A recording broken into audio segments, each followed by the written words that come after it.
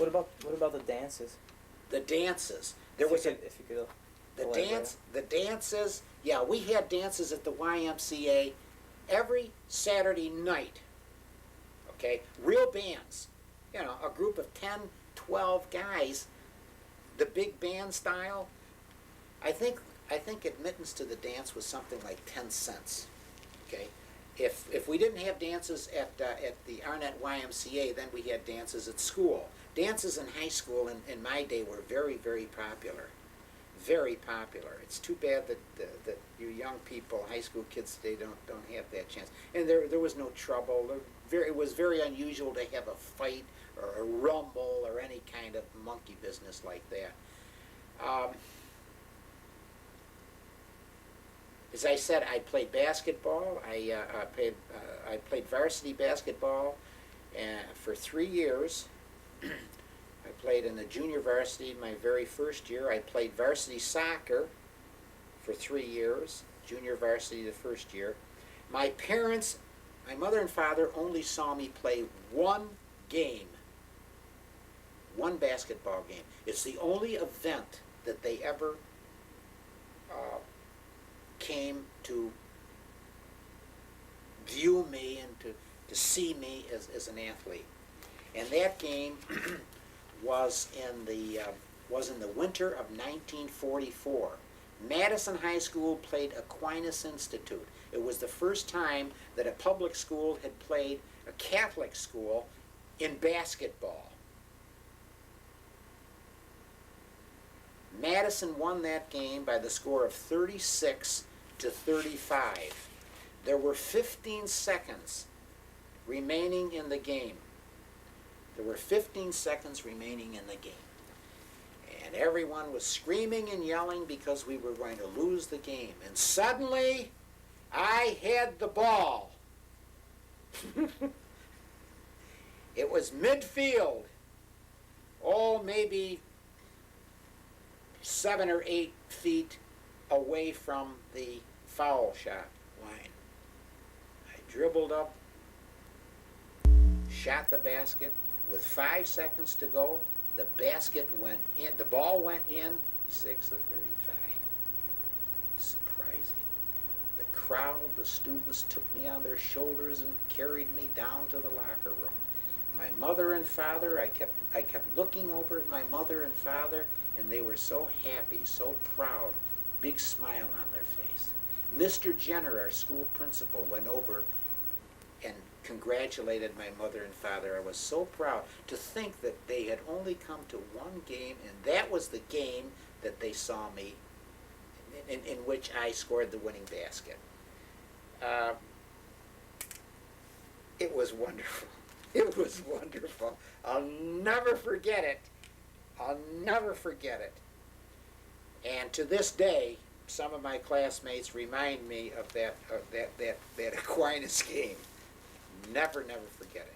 And that's why I've enjoyed so much watching my grandchildren and my children participate in sports. Sports are wonderful. Music participation is wonderful. Doing all these kinds of things in high school are great things. Great opportunities for growth and development. On May the 16th of my senior year, just about a month before I was to graduate from high school, I was called down to the principal's office and told to go home. They wouldn't tell me why I was wanted, and I thought it was very unusual because I was never taken out of school, asked to go home. I went home, I walked home, and I had a strange feeling that something nasty had taken place. Well, my father died of a heart attack that morning on May the 16th, 1944. Suddenly, as he was preparing to do a paper hanging job, he just collapsed and died. Of course, I was absolutely dumbfounded. I just could not believe this. You know, how could my father die on me? going to graduate high school in 4 weeks. What was I going to do? What do you do without a father? Okay. Somehow I lived through these very, very dark days, and I graduated from Madison High School a month later, but that period was very, very difficult, cloudy in my life.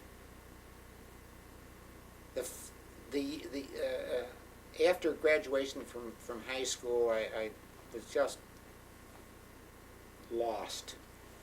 I was lost. Didn't know which way to turn. I floundered.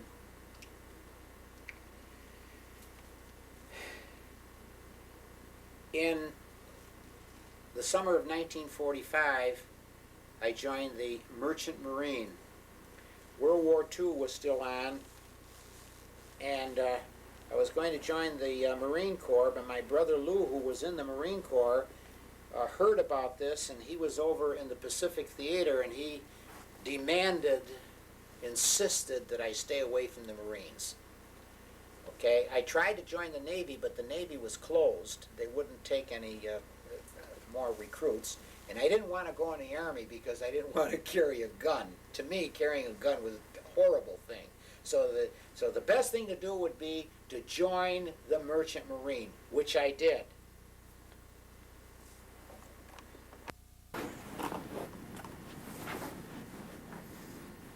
Okay, part 2. My basic training in the maritime service took place at Sheepshead Bay in Brooklyn, New York.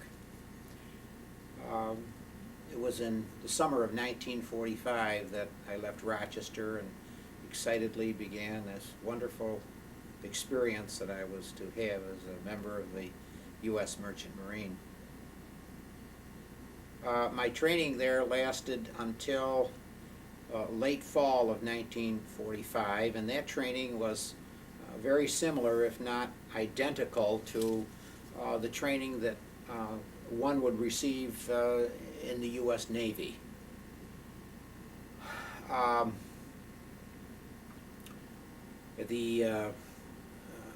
Near the close of the fall of 1945, I boarded a ship. My first ship was the SS Paloma Hills. It was a large oil tanker, and we sailed out of Boston and sailed along the East Coast and through the Gulf of Mexico to Galveston, Texas. The experience of being on a tanker was not just exciting in terms of my first experiences at sea and the storms and the eruptions, etc., but carrying this humongous load of oil was different than anything I ever experienced. There was this constant aroma of oil, and I felt that at any time the thing was going to blow up because no one was allowed to smoke, no one was allowed to light a match, etc. But some guys were doing it. Some guys were doing it, and they were doing it on board, where the oil was. Okay, so anyhow, that experience ended close to the end of the year in 1945, and in early 1946, in the first week of January 1946, I boarded the SS Canton Victory, and our mission assignment was to depart from New York City, New York Harbor. No, actually it was Bayonne, New Jersey. From Bayonne, New Jersey, we were to again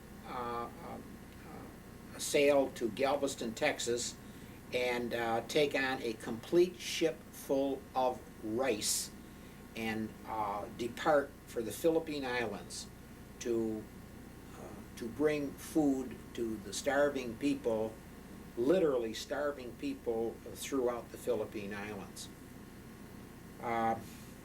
Therefore, we traveled, after a couple of weeks of loading the ship, we traveled from Galveston on through the Panama Canal, and I'm very proud to say that I was at the helm of the ship. And I steered the ship with the advice and guidance of the pilot of the ship through the Panama Canal. The trip across the Pacific took 29 days exactly.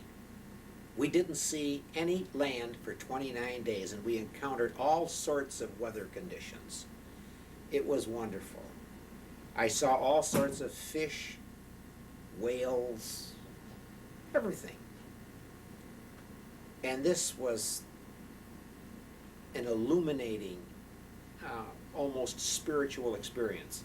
I was on the 12 to 4 watch, which means that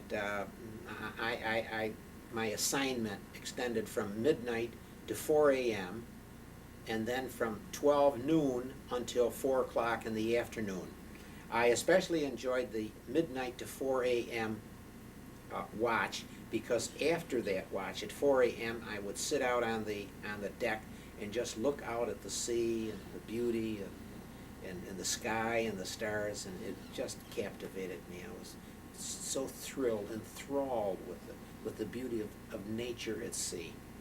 I'll never forget it. I think of it often to this day whenever we have a perfectly clear and star-like night. We sailed throughout the Philippine Islands. We landed in Manila Harbor, and shortly thereafter we began our journey throughout the islands of the Philippines and various locations. We were at Cebu, the island of Cebu. We were at Santa Ana. We were at Davao in the Philippine Islands.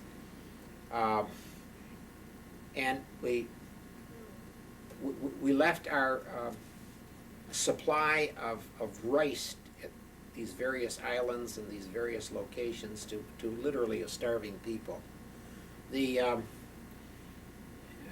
The people that I saw and the people who received this rice had up until this time, under severe warlike conditions, been eating cats and dogs and consuming grass soup. It was terrible. They used to come nightly to our ship and beg for the food that we would throw overboard. We had a baseball team on the Canton Victory, and wherever we stopped, we challenged the local people, local men, to a baseball game. That was always exciting. I remember swimming in Manila Harbor, and we were told by the local people there that swimming was very safe and there were no dangerous animals or no dangerous fish in the sea. But that was fabrication, a lie, because at night when we turned our large ship lights into the sea, there were all sorts of creatures in there. Jellyfish and sharks and everything. So I had swum with sharks, and luckily I survived it. I've told the story to my grandchildren, to you guys, about having been chased by headhunters, and you think that I'm, again, kind of stretching things, but that's a true story. We took a Jeep and went investigating north of Manila into the hills, and there are people up there who are literally wild.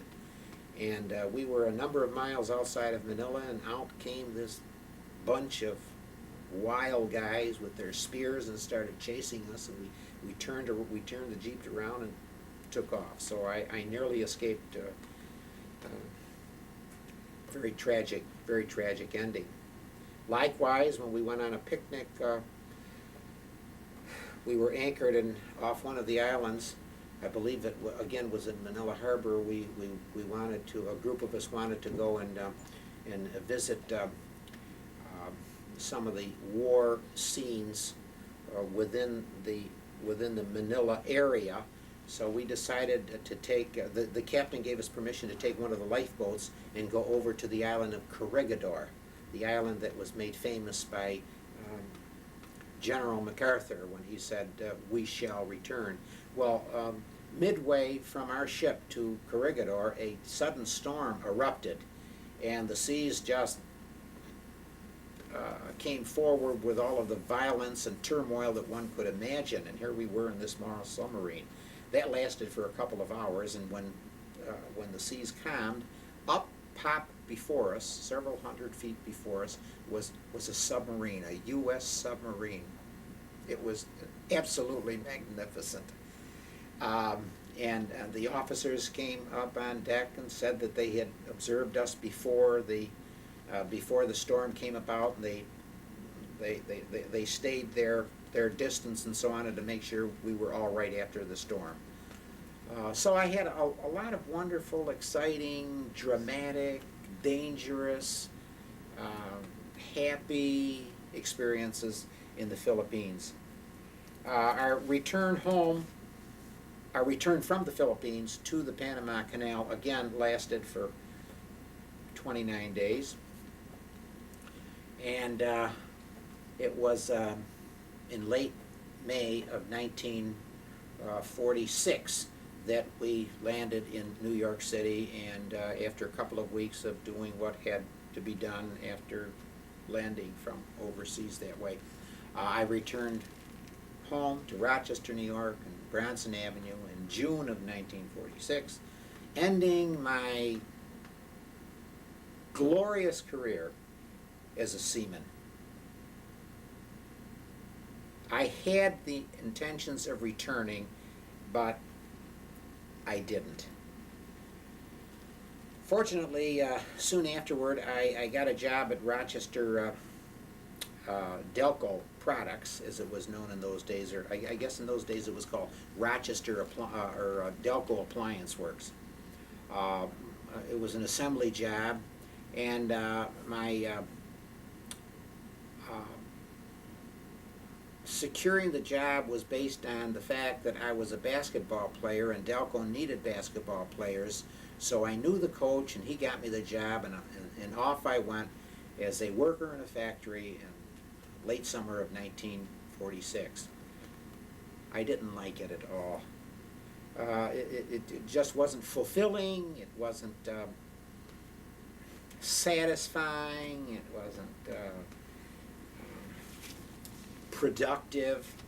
But it was good money at the time. I believe I was making $37.50 a week. That wasn't bad money. That wasn't bad money.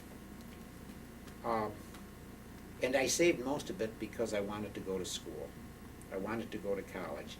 So in the spring of 1947, I decided that I would apply to the then Brockport State Teachers College in Brockport, New York, which I did, and soon after that I received my acceptance letter, and in September of 1947 I began my program there. I studied at Brockport from 1947 until 1950. I completed a 4-year bachelor's degree, Bachelor of Science degree in education in 3 years, because I took an accelerated course, attending school, taking an overload of courses, not only during the regular school year, but also attending school in the summer. I had a variety of jobs also while I was at Brockport, trying to dig up as whatever money I could to support myself, because I was receiving no aid of any kind. So things were rather lean, but I made it. It was during this period of the late 1946 and early 47 that I was introduced to a lovely, statuesque, attractive,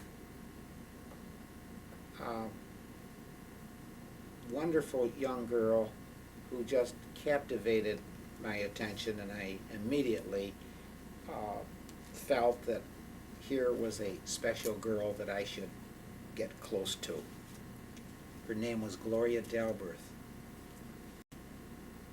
We remained friendly and close and saw one another, but these were my college years, and we were very cautious not to get overly serious, but we did see one another weekends, etc., etc., etc., and her family was very warm and cordial and wonderful to me. And upon my graduation in June of 1950, we were married at St. Mary's Church on August the 12th, 1950.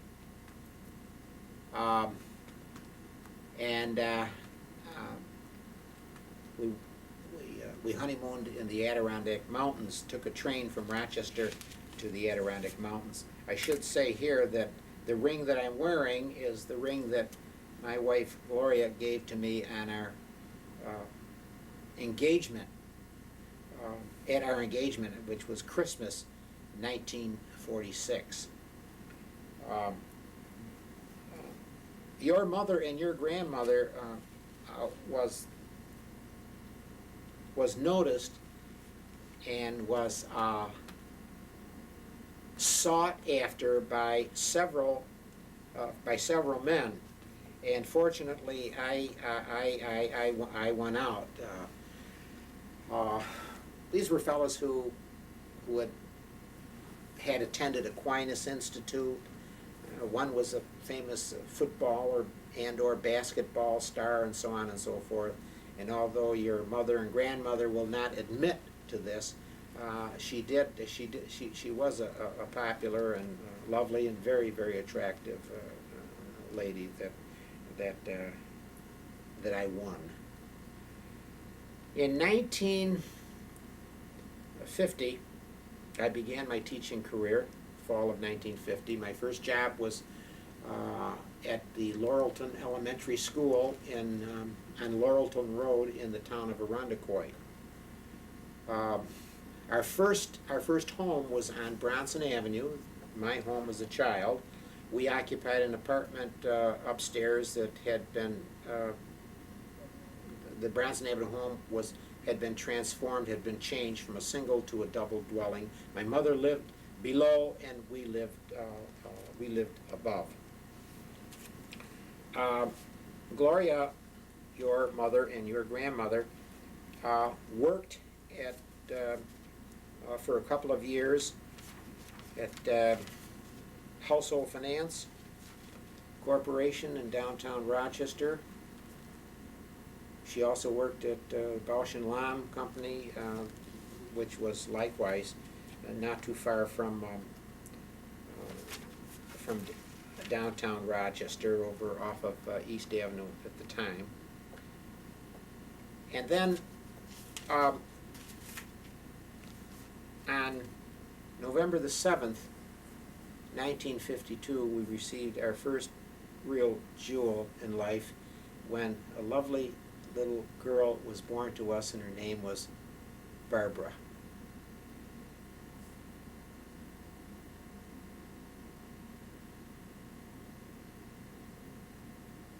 It's a wonderful thing when